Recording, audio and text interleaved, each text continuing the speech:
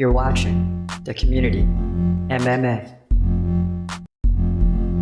What up? This your boy Chris Cross checking in. This is The Community MMA. And I'm glad to be with you today on this podcast because last night, UFC 290, one of the best fight cards we've ever seen. And I may have said this in the past, but I think I really mean it this time.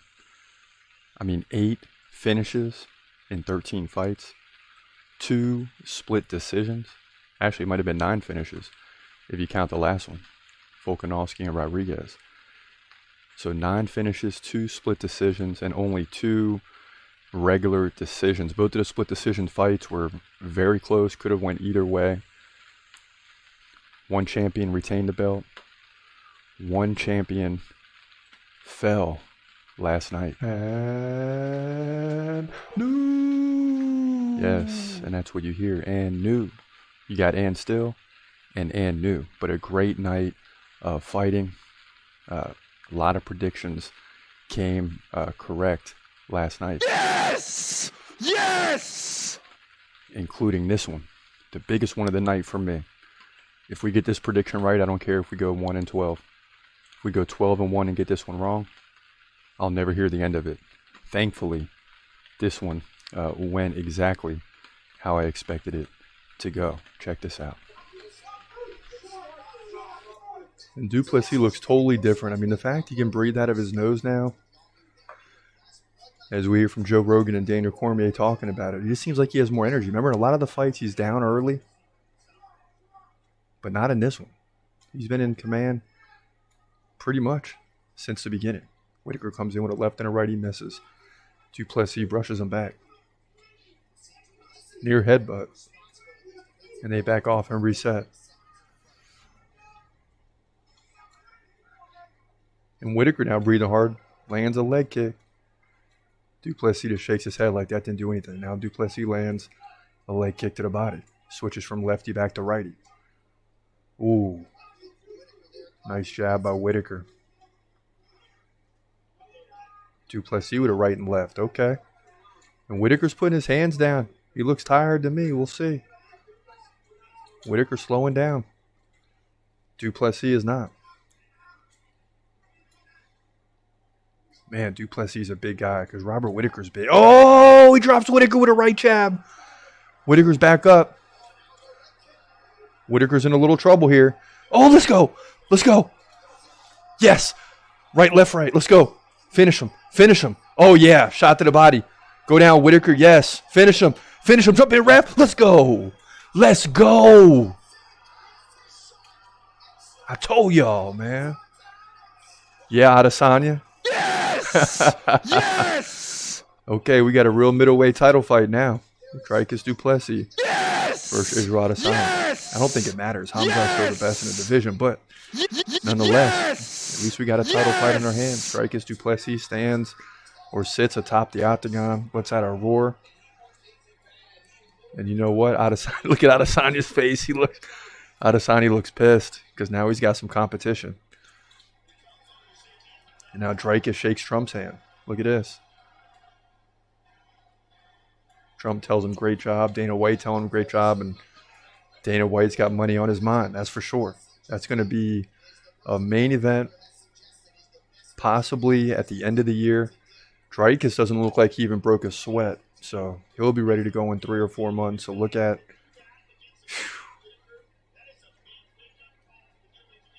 And Adesanya's got a look on his face like he's ready to go right now. And that'll probably go down in December. I'm thinking UFC 296. We'll see. I think a lot depended on how this fight went. Whittaker smiling, Du Plessis and Whittaker talking, but Dricus Du Plessis finishes Robert Whittaker. Yeah, man, what an unbelievable performance for Dricus Du Plessis. A lot of people talking smack in the comments this week saying, Chris Cross, you don't know what you're talking about. You had some people that were saying that Dricus would win. It was kind of 50-50. I think it was 57-43 Whittaker in the poll we did this week. But, we'll take it, man. This was a big one. That was the biggest fight of the night for me. If they ended the card after Dricus Du Plessis won, it would have been a phenomenal card. But after that, you had 2 more title fights. Everybody's exhausted. And just out of sheer emotion from last night, and it would only get better. Then Israel Adesanya comes in the octagon, and you know we got Adesanya versus Du Plessis now on the horizon. Adesanya steps in and starts going off on the rant. You know, he said the N-word a few times, more than a few times, and people made a big deal of that. Dana White asked in the post-fight press conference what he thought, and he said, it's the fight game. You know, the fighters do what they want. And it's pay-per-view, so say what you want. And Adesanya and Du Plessis had the face-off. And, man, that's going to be a big fight. And they're making a big deal of what Adesanya did, but to me, I see Adesanya already getting himself psyched up because he's got a new opponent now. And he's already trying to get in the head of Du Plessis. Maybe this fight happens at UFC 293, but that's like a 9 to 11 week turnaround. I'm not so sure, but we'll have to wait and see. Now, there were all other types of big fights up and down this card, but let's get to the two title fights first, because you had Moreno versus Pantoja, the fight of the night. Unbelievable fight. And this one was a shocker at the end because we knew it could go either way. It seemed like Pantoja won, but you never know when it goes to the judges. Check this out. Brandon Moreno and Alexander Pantoja put on one of the best fights that you'll ever see. A 5-round battle, high-paced, high-activity fight at the highest level. And this thing is going to a decision, and likely Pantoja is going to pull this thing off. And it's unbelievable that neither guy got finished in this fight. I mean, from round one, it was just high pace. It just continued for 25 straight minutes. There was never a break in the action other than some takedowns. But a high-level fight. When you get into the numbers, which won't really matter much because it will just come down to the rounds, but it was 117 to 101 Moreno in significant strikes, 140 to 132 total for Moreno. Head strikes, 108 to 85. But the problem for Moreno is he gave up 6 takedowns in 8 minutes and 30 seconds of control while just landing 2 takedowns with 4 minutes and a second of control. So those takedowns for Pantoja are going to loom large because in the rounds that he had a lot of the control time, the round was very close. And the judges are likely going to give those rounds, which will be rounds 3 and 4 is what it comes down to. Really, round 4 will decide this fight. And the takedown game and control time should be enough to get Pantoja over the top. So the way this thing broke down, round 1, Pantoja. Round 2, Moreno. Those are the only 2 that we really know. The other 3 are kind of toss-ups, but you would lean towards Pantoja. Here we go. Oh, my goodness.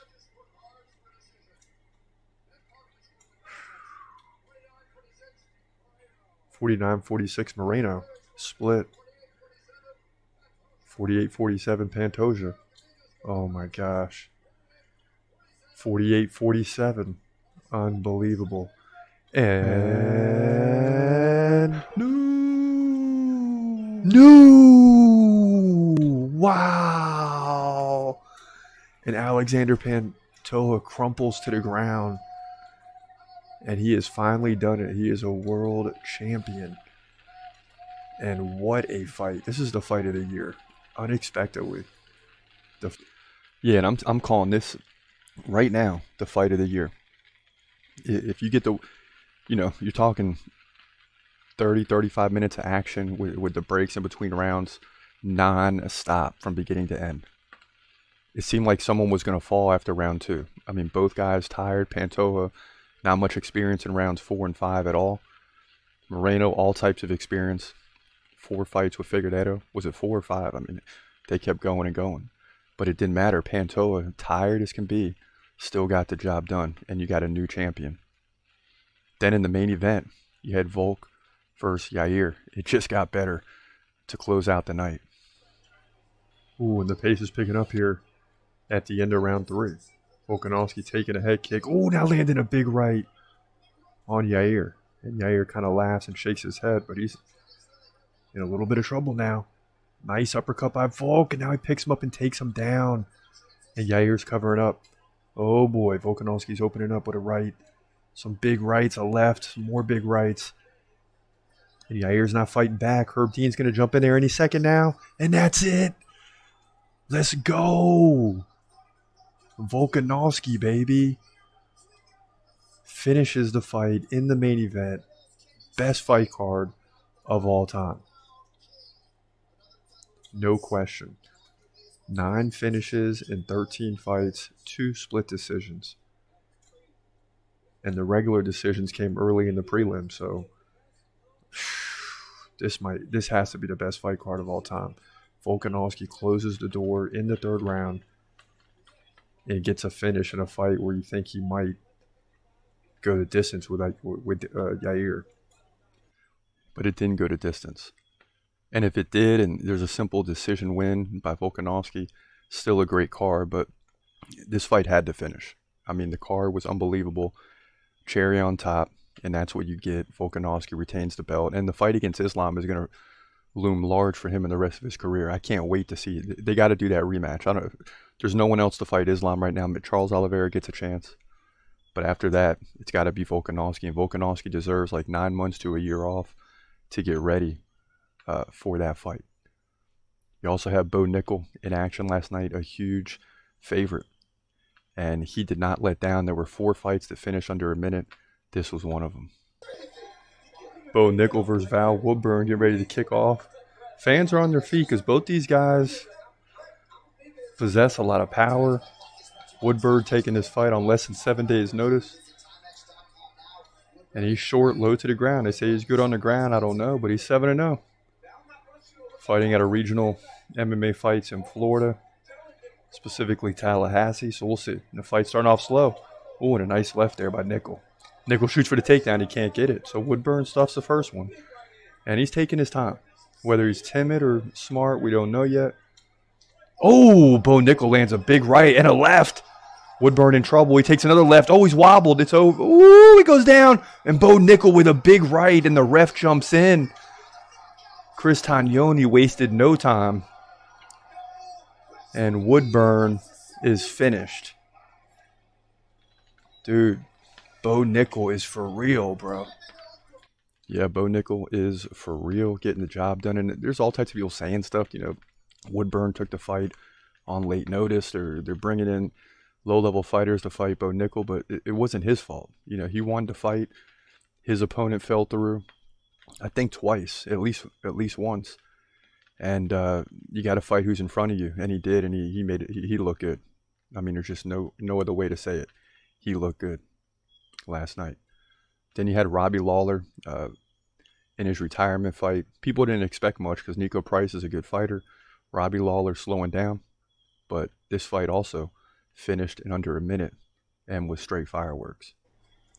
Robbie Lawler entering the octagon for his last professional MMA fight, last fight in the UFC. We'll see how he goes out. And I'll tell you what, the numbers have changed. The odds, live odds have changed. And you got some people throwing down on Robbie Lawler, thinking that this last fight may give him an edge. The crowd is definitely supporting him. The crowd is chanting Robbie as this fight gets ready to get underway.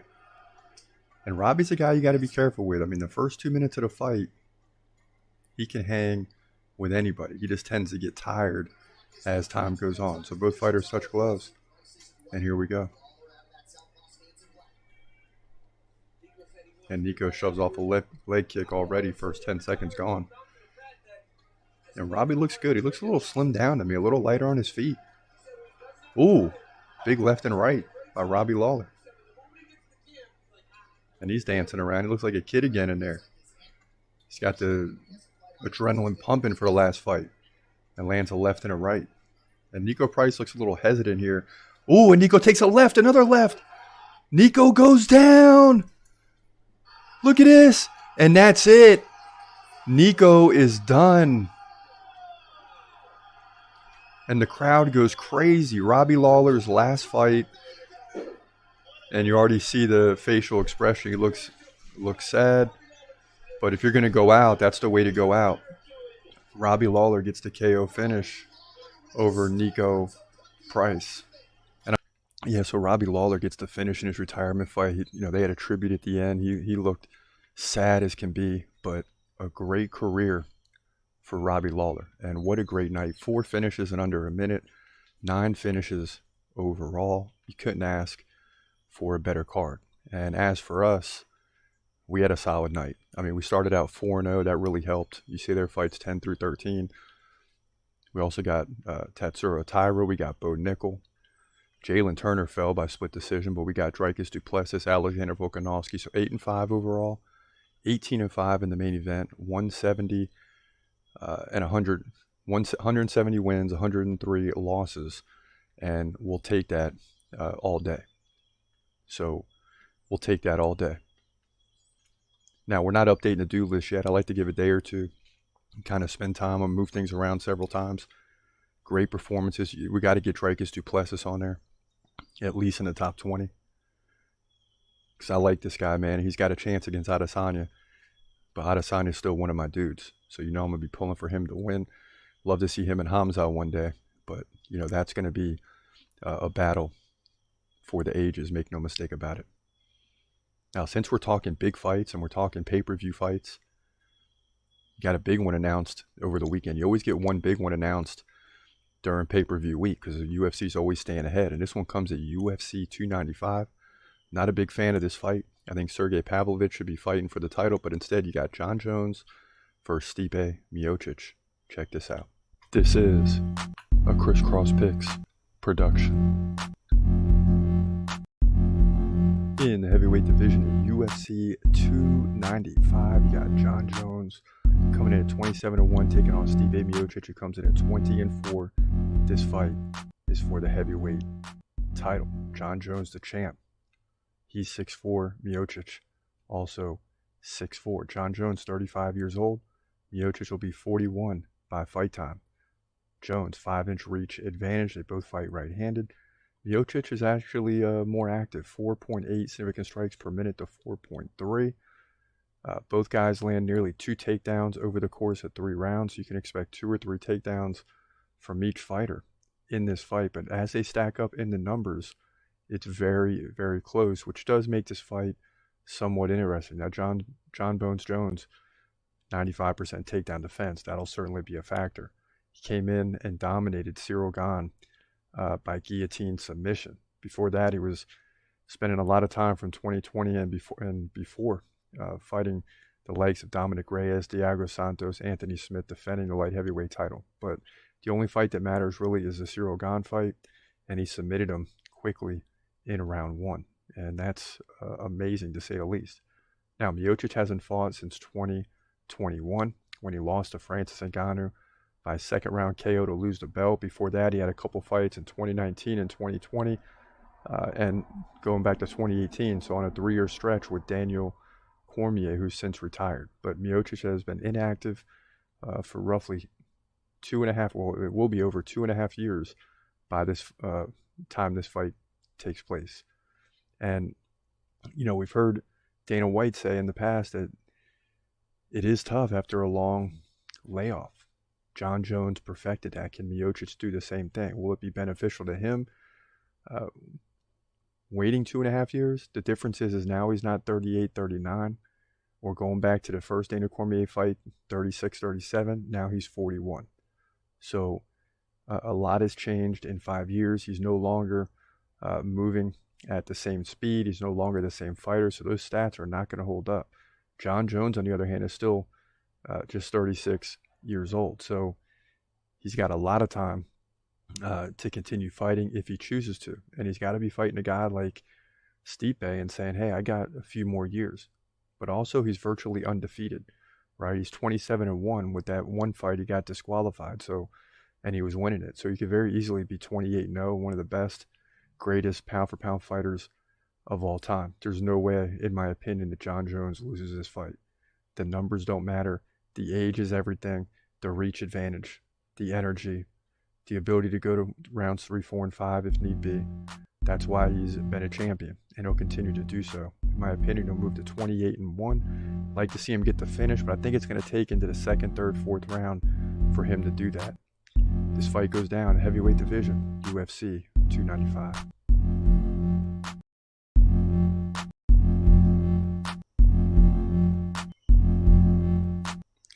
Yeah, so we like John Jones to win this fight. Win it pretty easily. I mean, that's why he called out Stipe, right? He wants an easy win. He can hold off Sergey Pavlovich for some time, right? Sergey is the real fight, but he can hold him off for some time. I like John Jones to win this fight, win it easily. I mean, we don't even got to discuss this much. It's going to be an easy win for John Jones. Just going to absolutely dominate. Should get to finish around 2 or 3. If it goes to a decision, it's a bad night for John Jones.